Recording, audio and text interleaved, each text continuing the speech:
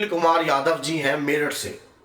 Question बड़ा प्यारा किया कि किस देवता की भक्ति से शीघ्र फल प्राप्त होता है और किस देवता की भक्ति से शीघ्र जो है तंत्र और मंत्र और यहाँ तक कि भूत प्रेत करते हैं।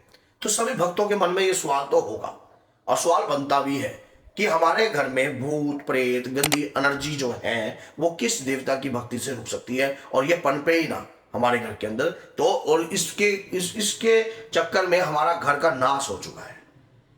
तो हम उस देवता की पूजा घर के अंदर करनी शुरू करते हैं जिस देवता की पूजा करने से हमारे घर के अंदर सुख शांति और साथ में सुख और समृद्धि आए और हमारे घर में कोई बीमारी उत्पन्न ना हो और कोई प्रेत पनप ना पाए। तो सभी भक्त तो वैसे जान चुके होंगे कि मैं किस शक्ति का नाम बोलने वाला हूं।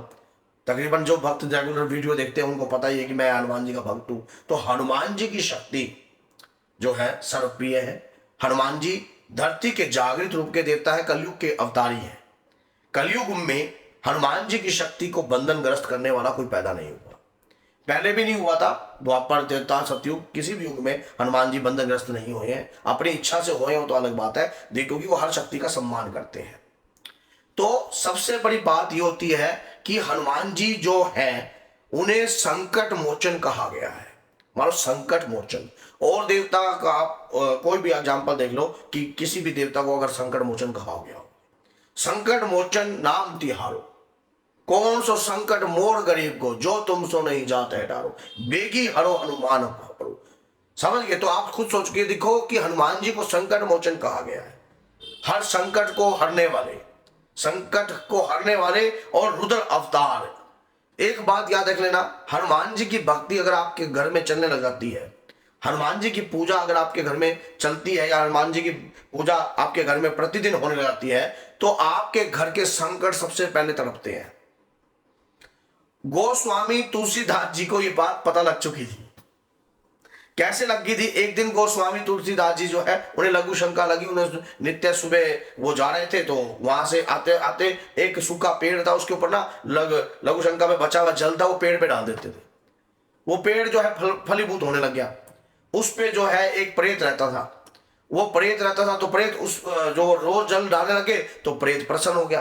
प्रसन्न होकर तुलसीदास जी से बोलने लगा कि भाई मैं तो आपसे प्रसन्न हो गया हूं, मांगे क्या वर मांगते हो? कहते हैं कि बस मुझे तो राम नाम की रस का रसिया हूं मैं भी, तो मुझे राम नाम की भक्ति चाहिए, उनके दर्शन चाहिए। कहते हैं मैं ठहरा प्रेत, मैं आपको राम नाम के दर्शन कहां करा सकता हूं, लेकिन कलयुग के राजा हैं जो आपको दर्शन करा सकते हैं। कहते कौन? संकट मोचन हनुमान जी। तो कहते हम तो उनके पास नहीं जा सकते क्योंकि उनके नाम से ही हमें डर लगता है। तो और लेकिन वो आपको दर्शन जरूर करा सकते हैं। तो आप स्वयं सोच के, कहानी जो है इस प्रकार की बड़ी लंबी है, किसी और वीडियो में सुनाऊंगा, बट लेकिन आप सोचो कि जब एक प्रेत, तभी गोस्वामी तुलसीदास जी ने यहां पर क्या लिखा कि भूत पिचास निकट नहीं आवे, महावीर केवल नाम चुनावे। हनुमान जी का नाम काफी है। आपके घर के अंदर प्रेत जो है पनपता नहीं है। आपके घर में प्रेत है भी नहीं होता। हनुमान जी की भक्ति जिस घर में चलती है, कभी भी देख लेना आप, हनुमान जी की भक्ति अगर आपके घर में चल रही है तो वहां पर प्रेत जो है पनपेगा नहीं, वहां पर प्रेत जो है उभरेगा नहीं, क्योंकि उस घर के अंदर हनुमान जी की ऊर्जा उभरती है। वहां उस घर का प्रेत नहीं उभरता, ऊर्जा उभरती है। समझ गए? और प्रेत वहां पर कमजोर पड़ने लग जाता है। इसलिए हनुमान जी की भक्ति जो है आपको घर में करनी चाहिए। अपने बच्चों को बल बुद्धि विद्या दो मई हरु कलेश विकार। मान लो बच्चों को भी हनुमान जी की पूजा करने से बल और बुद्धि प्रदान होती है। बल और बुद्धि प्रदान होती है, उनकी बुद्धि जो है, विवेक जो है वो उज्जवल होने लग जाता है। अगर आप बच्चों को हनुमान चालीसा बचपन से पढ़ा देते हो, उनका ओरा क्रिएट हो जाता है। जो प्रतिदिन हनुमान जी की पूजा करता है उसका ओरा क्रिएट हो जाता है। बच्चों के शरीर में प्रेत नहीं घुसता है। राह चलते हुए जगह जगह एक्सीडेंट हो पड़े, जगह जगह चीजें हो पड़ी है, शमशान के पास हर प्रकार की बच्चे वहां से गुजरते हैं, कहीं से गुजर रहे हैं, तो वो चीजें भी साथ में लगने की कोशिश होती है और कोई तंत्र करने की कोशिश करता है। लेकिन बच्चा अगर प्रतिदिन हनुमान चालीसा का पाठ करता हो तो प्रेत तो उनके शरीर में टिकता नहीं है। तो बल बुद्धि विद्या दो मई हरु कलेश विकार।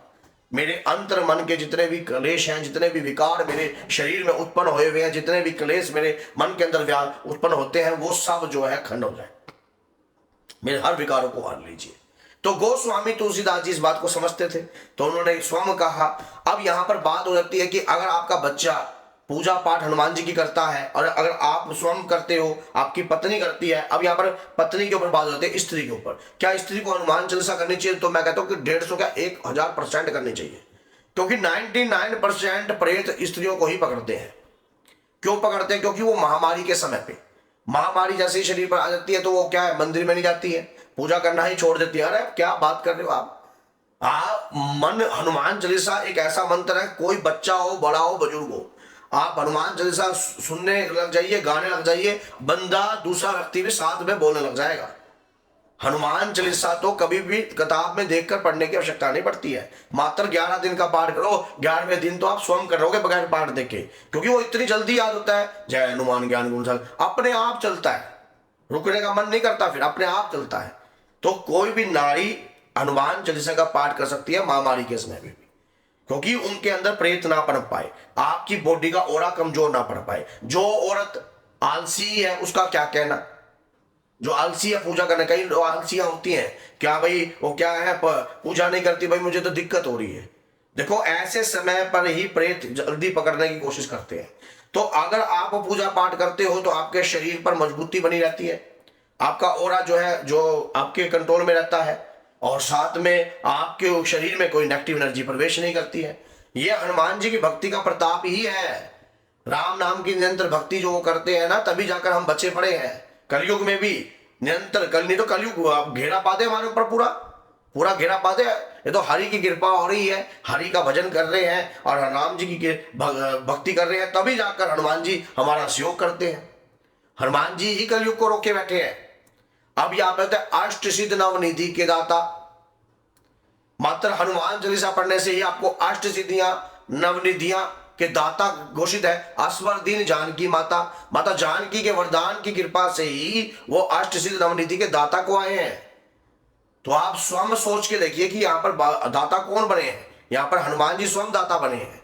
आपके बच्चे, आप अगर अष्ट सिद्ध नवनिधि के पूजा करते हो तो इनकी कृपा भी आपके शरीर पर आएगी, फिर आपके शरीर पर ऊर्जा बनी रहेगी। वो ऊर्जा दिखाई ना देती हो बेशक, लेकिन शरीर के अंग संग में वास करती है आपके। आपका ओरा ऐसा मजबूत हो जाता है प्रतिदिन हनुमान चालीसा करने वाले व्यक्ति का। शरीर में नकारात्मकता प्रवेश नहीं करती है। ऐसी मजबूती हनुमान जी की पूजा से आती है आपकी। और फिर आपका कोई व्यक्ति तंत्र करने का प्रयास करे, मंत्र करने का प्रयास करे, तो पहले से आप लगातार, एक आदमी 20 वर्ष से हनुमान चालीसा कर रहा है, लगातार एक दिन मिस नहीं किया उसने, अब फिर क्या उसके ऊपर कृपा नहीं है? कृपा है, तंत्र नहीं लगेगा। कितना भी बलशाली तंत्र क्यों ना हो, हनुमान जी को आप हल्का समझते हो क्या? वजन है वो, वजन। एक उनका तो वजन लगते ही टूट जाता है, पत्थर भी नहीं घुस सकता। एक ड्रिल, क्या सोचो कि एक तो ड्रिल पत्थर में आर पार करने के लिए हो जाती है, वो तो वजन से भी हैवी शरीर है। तो वो स्वयं आपके रक्षक है जो प्रतिदिन हनुमान चालीसा कर रहा है। तो आप सोच के देखिए कि जब आपके घर में हनुमान जी की पूजा चलती है, बच्चे, परिवार, बड़ा बुजुर्ग, कारोबार सब सुरक्षित है। तो इसलिए कलयुग के अवतारी की पूजा करनी चाहिए। जैसे तरह वैसे तो माँ काली की भी कर सकते हो आप। माँ काली भी जग धरती की जागृत शक्ति है कलयुग में, और लेकिन बहुत सारे देवता हैं, बाबा श्याम की भी है, और लेकिन हनुमान जी संकट मोचन है। तो बोलिए जय श्री राम, जय माता दी।